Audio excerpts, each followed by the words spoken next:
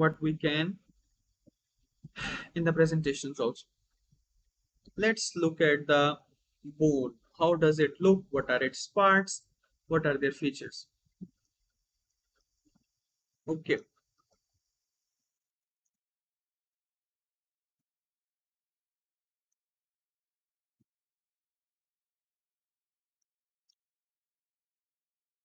This is the cervical vertebra. I'm looking at from the front. If we look at from the above, we may be able to see like this. So this is the anterior aspect. Here there is a body. Let us look at the parts first. Here is the body.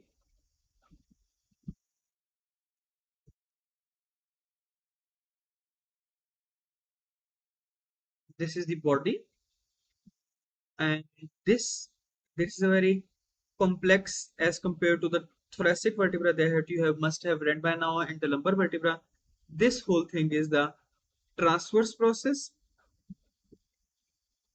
This little thing between, first let me tell you the lamina. This is this part from here to here. This is the spinous process. Okay, from here to here.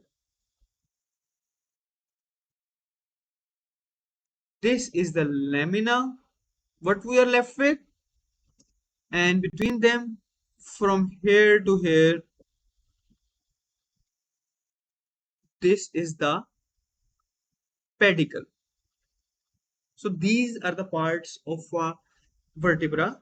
Cervical vertebra I'm talking about right now, but they go for all of the others. So there is a body, there is a transverse process, a very little pedicle. It is thick and short, moving backwards.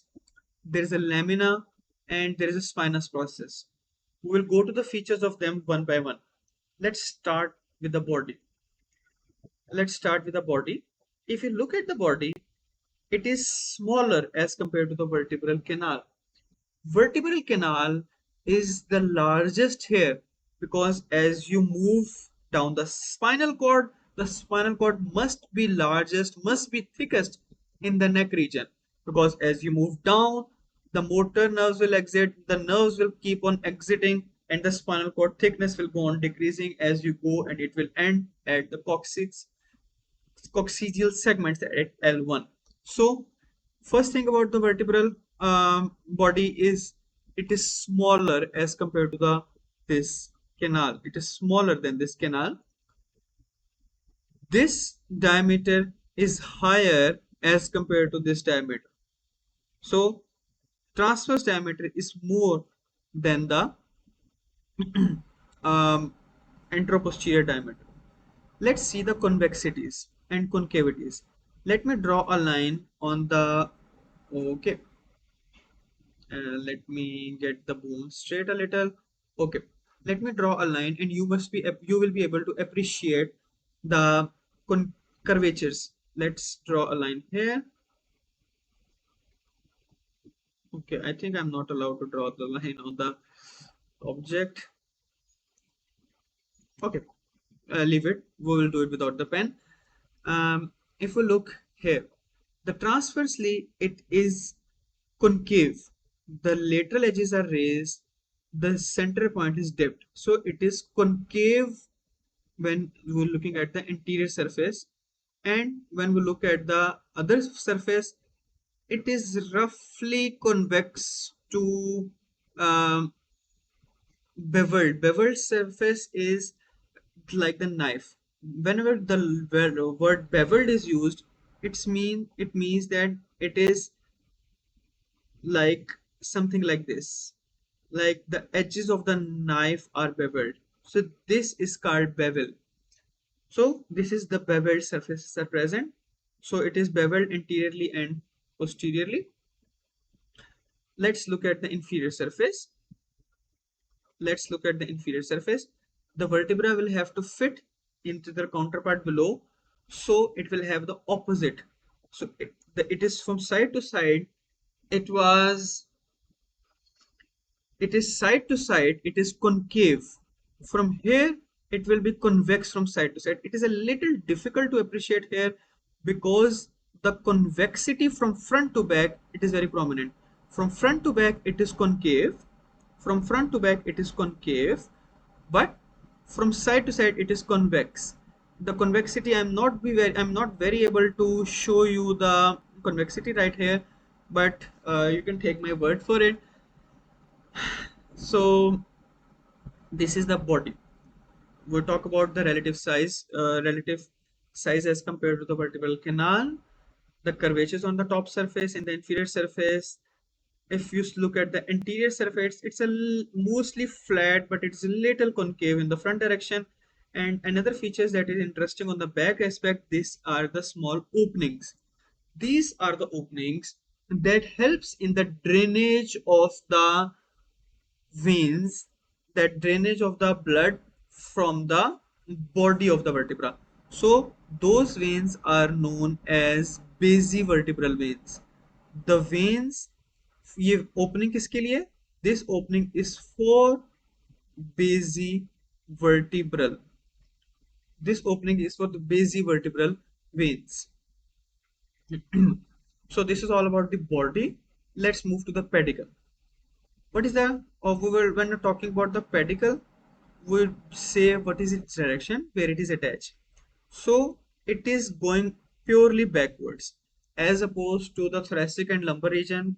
In the, they may be going outwards or inwards, so it is only going backwards, so it's a backward direction. If we look at the sides where it is attached on the body, so let's look at the side.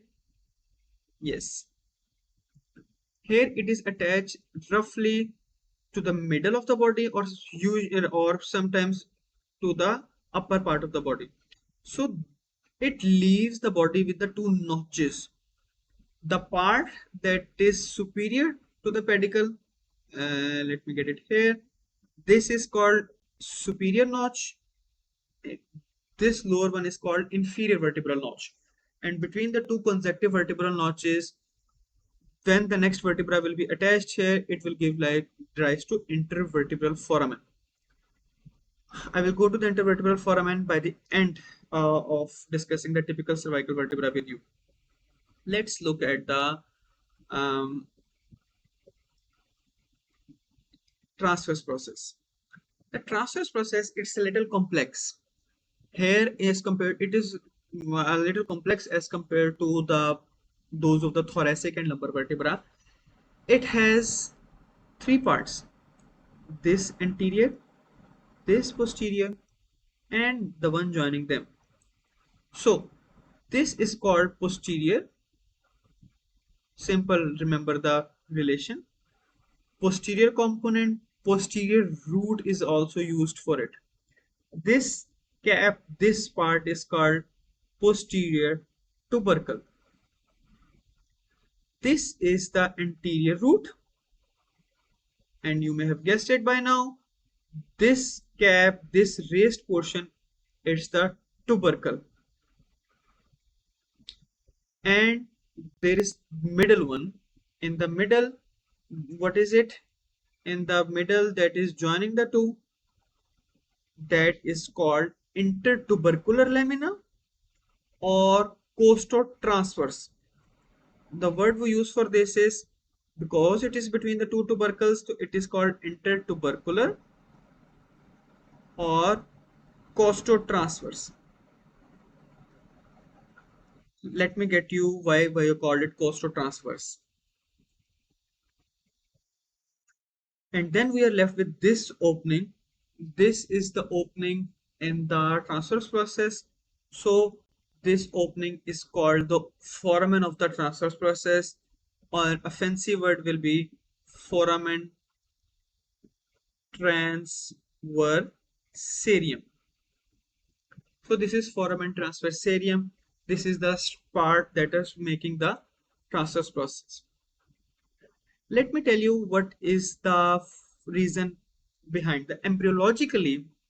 The original transverse process is called the transverse process. The transverse, I think there was a better word for it. I don't have in mind right now. If you remember, please mention in the chat. There was the transverse component, the original, and transverse element. and then there is the costal element. In the thoracic region of the skeleton, it is very clear.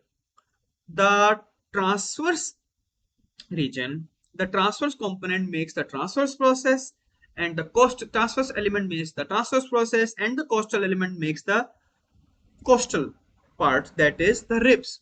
It's very simple in the 12 thoracic vertebra. But in the rest of the parts, in the cervical parts, in the lumbar parts, in the sacral parts, there is no ribs. But embryologically, the costal element was there.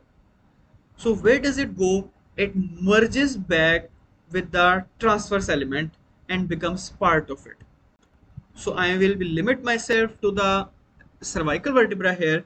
So this part, the anterior root, the anterior tubercle, and the costotransverse, this is from the costal element.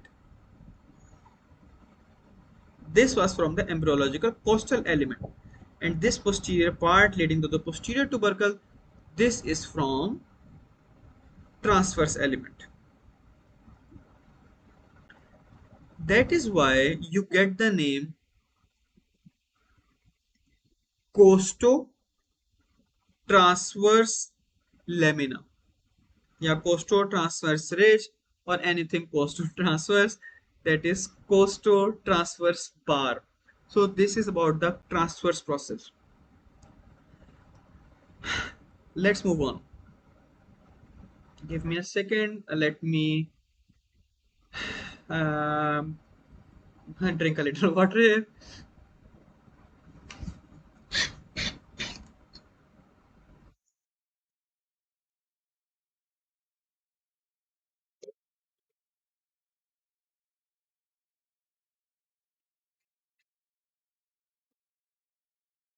Okay then. So we did the transverse process. That was the most difficult one. The rest is the smooth sailing from here. Let's remove everything. Let's get in the position right now. So we did the transverse process. Let's look at the other structures. Okay.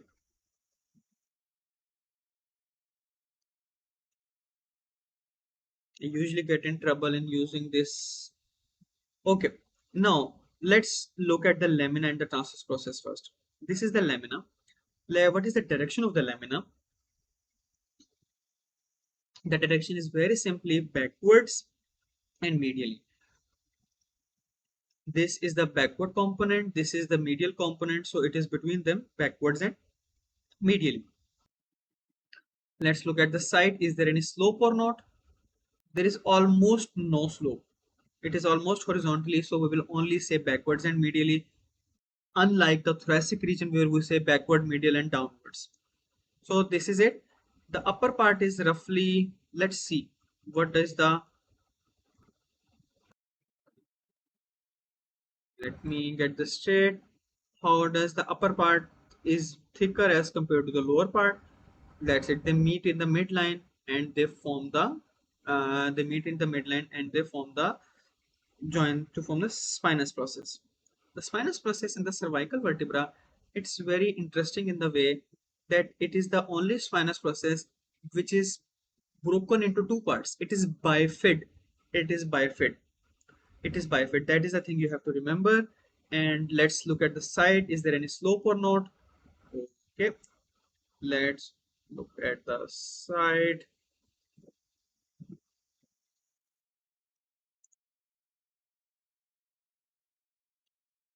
Okay, it gets irritating sometimes. Uh,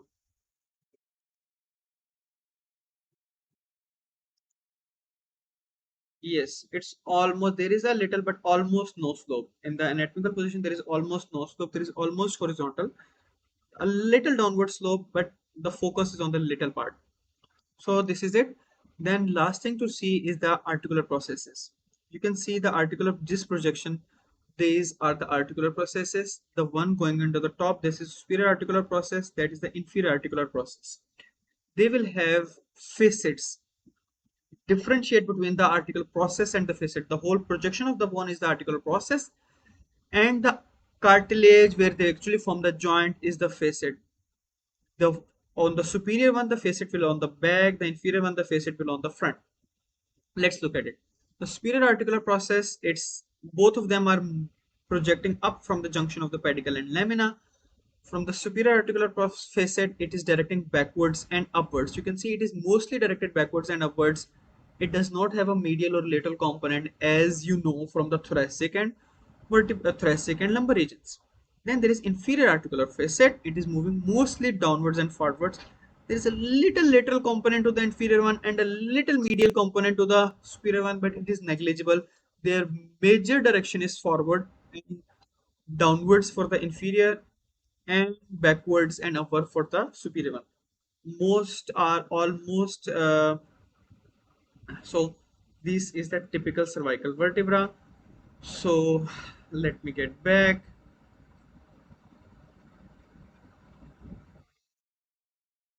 Okay, so let me get back to the presentation. Let's quickly revise what we have done till now.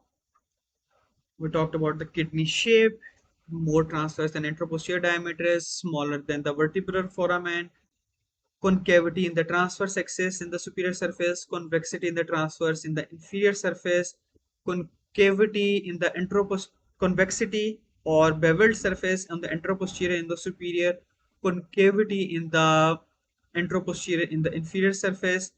These convexities and concavities are little more better seen here. The convexities and concavities I'm focusing so much on, it's this because this raised portion, the concavity is the upper surface, this raised portion of the body is called uncinate process.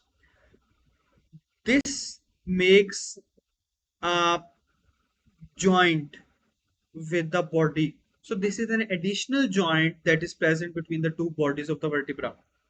The uncinate process with the medial aspect of the lower half of the body. So this is uncovertebral joint, and neurocentral joint is also known as this.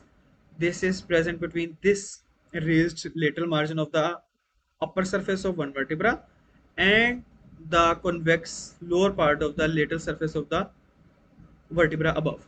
So this is about uncus, posterolateral lip, concavities and all that. Pedicle mostly below uncus hai, and it is moving backwards. Here you can see it is intervertebral foramen. Intervertebral foramen, it will have one pedicle of the vertebra above it, pedicle below it. Behind it there will be zygapophyseal joint. Zygapophyseal joint is the joint that is present between inferior articular process and superior articular process, and in front of it there is uncovertebral joint, neurocentral joint, and intervertebral joint. So these are the boundaries of the intervertebral groove, and from sulcus and from it the nerves will exit. The transverse process, we talked about the foramen transversarium. It is present in all the seven processes. We talked about the posterior bar, posterior tubercle, anterior bar, and costotransverse bar and intertubercular lamina. The thing I did not discuss was this. The anterior tubercle is the largest for the sixth cervical vertebra, C6 vertebra, that is known as chest neck tubercle या carotid tubercle. We talked about the lamina moving it backward in midline direction, vertebral foramen large, triangular, larger than the thoracic and lumbar, larger than the body. We talked about the articular process in their directions. We talked about the spinous process. Okay, let's move on to the atypical vertebra. So the typical one that we just discussed, they consist of C3, C4, C5 and C6. These are the typical ones. So we are left with C1 and C2 and C7. So let's see what is special about them. So at